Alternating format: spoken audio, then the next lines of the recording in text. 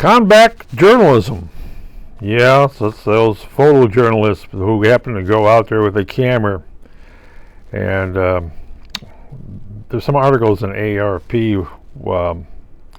about photojournalists in Ukraine, and they had experience. They went to Iraq to take pictures and make a story. They went to Afghan. Afghan, a 20-year war that we lost. Who else lost? The Russians lost. The British lost. Yeah, it's a place you don't want to go to war with. Let's see. We spent $2 trillion in Afghanistan. Got a lot of pictures out of that thing, and we kicked the Taliban out, and then they kicked us out. And now the country is receding into the 7th century. Yeah, they should be all happy. Yes, all the women will be covered. Had the only slit of the eyes. Yeah, that's frontal. That really says a lot. But photojournalism can be extremely deadly. That's the Ukrainian war. Boy, is it covered. And remember, everybody with a cell phone camera is a journalist. That's one of the reasons when the Russians grab people, they take their cell phones. Yes, and then they give an order: if you don't turn in your cell phone, we will shoot you if we catch you with it.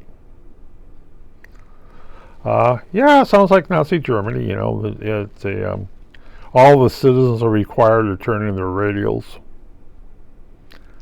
and they were asking the children to turn in their parents if the parents had a radio, right?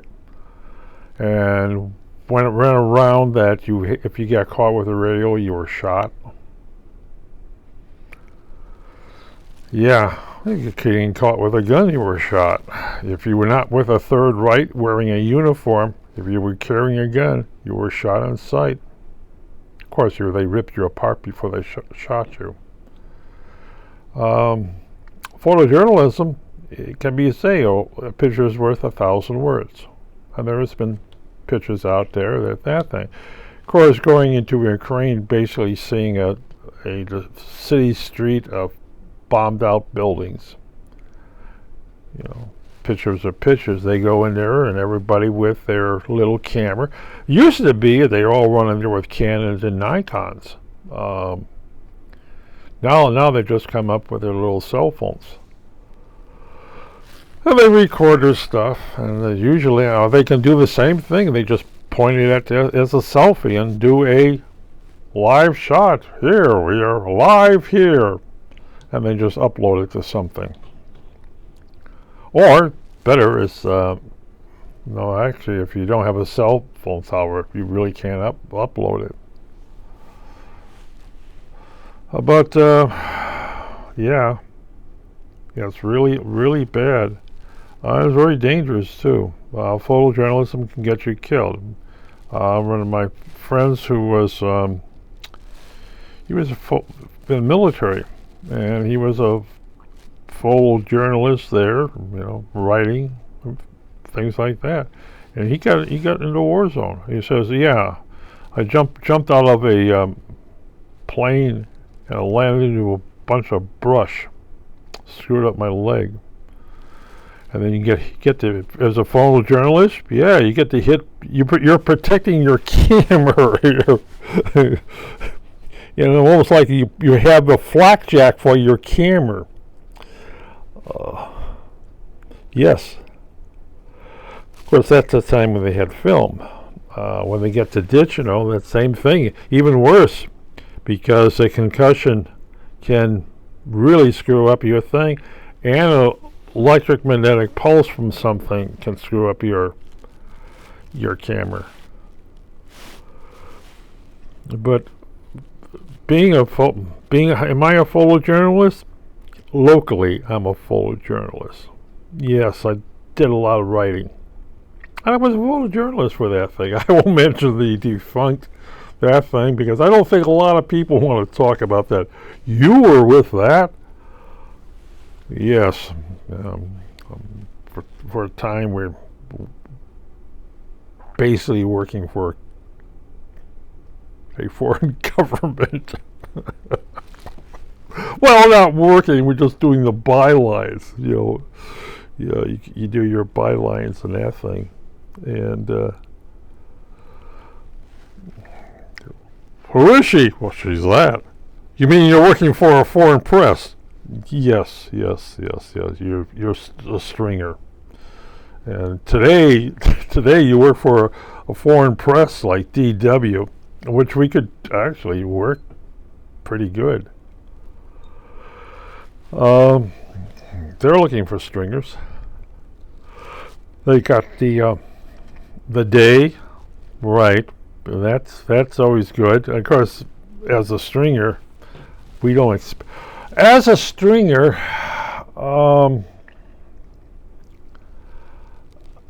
I've shot stuff as a stringer for other people. I attended a couple things in the local county Union League Club where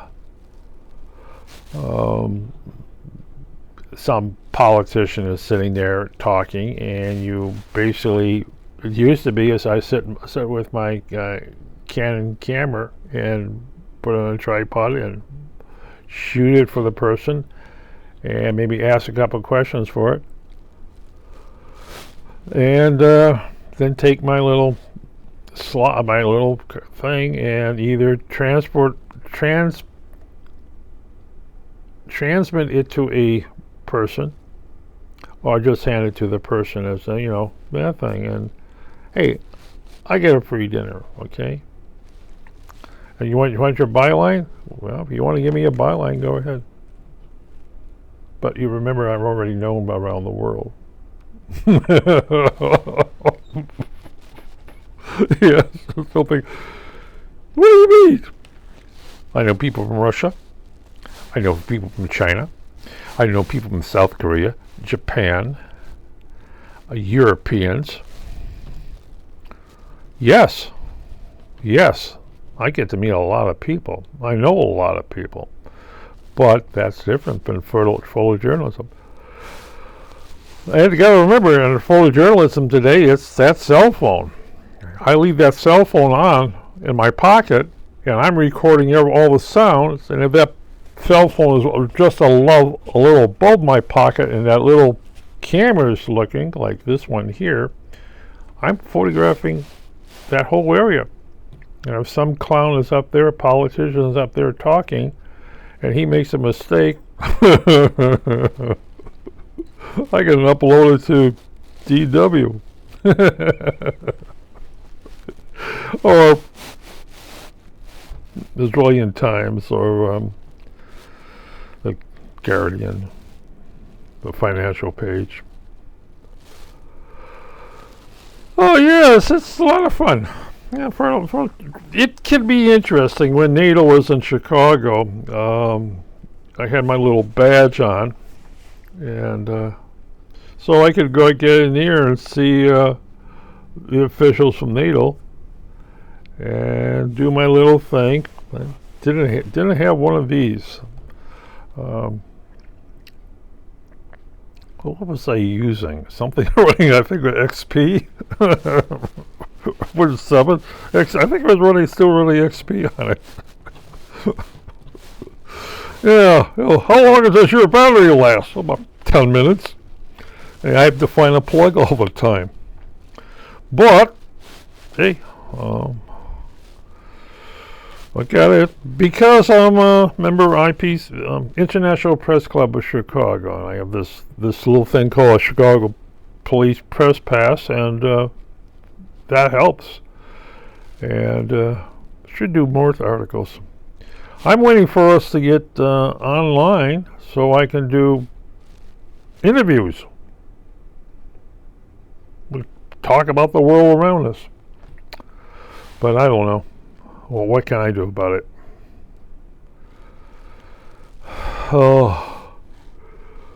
But I tell you one thing right now, the people that I know that are actually real photojournalists or real journalists, unlike, when I used to have access to databases, I could cross-check with everybody. I could cross-check with libraries. I can cross-check with U.S. Congress Library.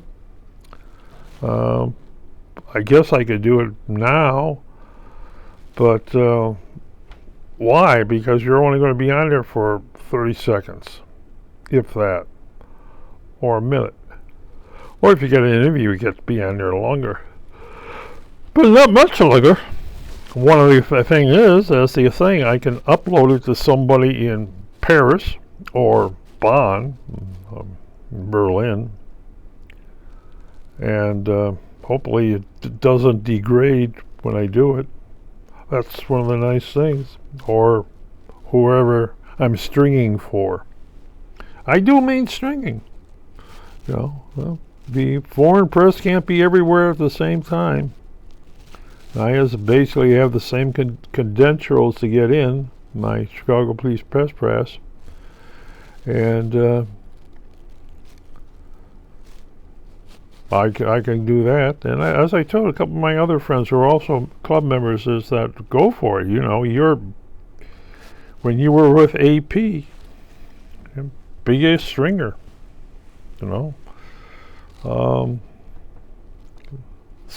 hey, who's coming into O'Hare Field? Or do a report on the mayor of Chicago. She's running again. That's news. Politicians are news. They may not think they're news, but they are news. They are, 30-second interview. Tell me, why is the FBI investigating you? What's this about inside trading you have? How's that drug problem you have? Of course, the problem with something like that, if you say it, I don't have a problem. No? We know that Joe fell off his bicycle. Did you fall off the wagon? I just timed this thing. Yes, that's it. Asking the question so all the other reporters are around you hear the same question. Tell me, Governor, what's this about your wife? Yes. She divorcing you because of your girlfriend? Girlfriends, plural. Not one girlfriend, plural girlfriends. Tell me, you got anything else going on the side that we're not supposed to find out about? That's one of the interesting questions. What's this about you or the IRS? Tax evasion, sir? Even they don't get you on the camera. You just said, "What about your tax evasion?" What about your taxes? That's always a good subject. Tell me, why are you the only one in Congress that has a free gas card? People having gas problems. Tell me, Senator, why do you send your wife to a food bank, considering the amount of money you're getting? Considering your salary, sir, why are you sending your wife to a food bank? Okay. They don't. That you don't want to put your face on. You're not shouting in the crowd bit. They're going to hear you. Question. Yes. Okay. I deal with a lot of dirt. Well, you want to know? Look at that thing by the counter of in your supermarket. Yeah, you will find me in there under many different names. Yeah, it's something like me on YouTube. It's like this, yeah. But photojournalism is, to me, You could get killed. It used to be carrying around a Canon camera during demonstration. Some cloud will come over and smash that camera for you. Now you would just have the recorder, the cell phone in your pocket, and you can record, and then you can upload it to something else. And then, of course, what's another thing about cell phones? You can put them on a charger. Carrying your little charger cassettes with you, a little, So you're basically charging your cell phone while it's recording. It helps, yeah. Well, you get these. Oh, there's new plugs. I don't need new plug. Yeah. That's one thing I like about this type of. My other cell phone could have done the same thing, but the storage is a little bit different. But I would love to have the European jobs. The guys are running around Ukraine. If they were not, of course, they're running around. You're in an active war zone. And any minute, the President Putin can drop a bomb on you. There he is. And he sure tries to kill journalists. Oh, you better know it. At least, with a passport, I get to flee. Those people are stuck there. It's like everything is destroyed. Farmers can't plant because the cluster bombs. The Russians are dropping cluster bombs on wheat fields. Yeah, What do you mean they're dropping it on wheat fields? They're not meant to blow up. They're meant to sit there as mines, anti-personnel mines. It's great if you're in a tractor, you just blow out a tire, but if you're walking that, yes, if you're trying to cross a field, they just lay down mines, anti-personnel mines. I don't know. Not a war that I would want to die for. But as someone says, you can either fight them there or you're going to fight them in the rest of Europe. Putin's mapping out what else he's going to take if he wins in Ukraine. And he will take the whole region, and then he will control the gas going to Europe and the oil going to Europe, and he will control a good portion of the wheat in the world. Yeah. I would love to get over there and get some great pictures. Of what? Rubble. Oh, you can go in Chicago. There's a lot of rubble down there. Depending what part of Chicago you're talking about, there's a lot of rubble in a war zone. Right. May not look it, but it's still a war zone. Wear a flak vest. Yes. Wear a flak vest and hope they're aiming for your torso.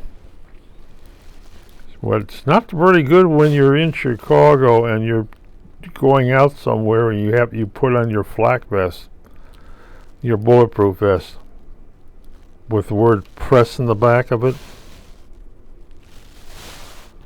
That's all the journalism. Why should I go to Ukraine? I basically just go to Chicago, look at all the war zone.